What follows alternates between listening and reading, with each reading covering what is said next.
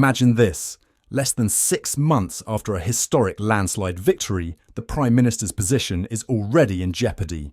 Labour, riding high with 411 seats just a short while ago, is now gripped by whispers of rebellion. Yes, we're talking about Sir Keir Starmer and his rocky start as the UK's leader.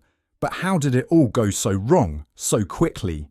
And could the unthinkable actually happen? Could Labour really ditch their leader before the next election? Let's break it all down. Sir Keir's entry into number 10 hasn't exactly been smooth sailing. From the moment he stepped in, he's faced challenges on all fronts. Domestic crises, international headaches, and perhaps most damaging of all, a growing perception that his government lacks clear direction. Take the cost of living crisis, for example. Critics have slammed him for being indecisive, failing to take bold action when people are struggling to make ends meet. And it doesn't stop there. Means testing the winter fuel payment for pensioners. That's upset a lot of older voters. Lowering the inheritance tax threshold for farmers. Not a popular move in rural areas.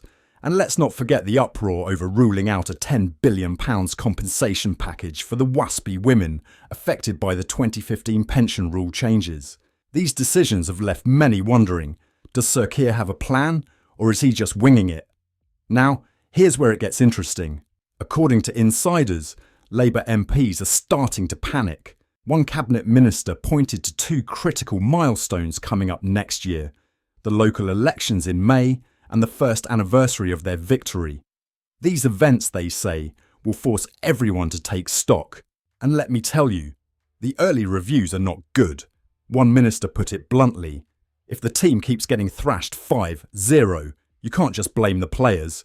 You've got to look at the manager.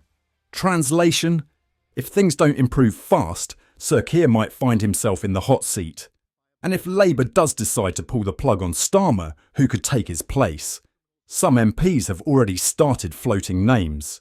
Wes Streeting, described as articulate and ambitious. Yvette Cooper, known for her attention to detail. Angela Rayner, who connects well with key voters. And Rachel Reeves, who some say understands the party better than anyone else. The question is, does Sir Keir tick any of the boxes they're looking for? Then there's the Nigel Farage factor. Labour MPs are sounding the alarm over the growing threat of Reform UK.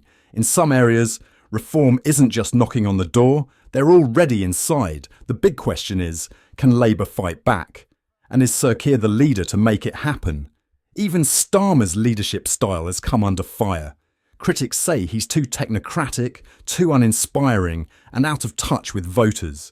His decision to stack his cabinet with loyalists hasn't won him any friends on Labour's left wing either, and according to journalist Robert Peston, the rumblings of discontent aren't just confined to the backbenches. He says, brace yourself.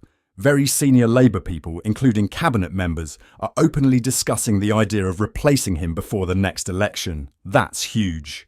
So what's next for Sir Keir Starmer? Will he rally and prove his doubters wrong, or could we be witnessing the shortest premiership in modern history?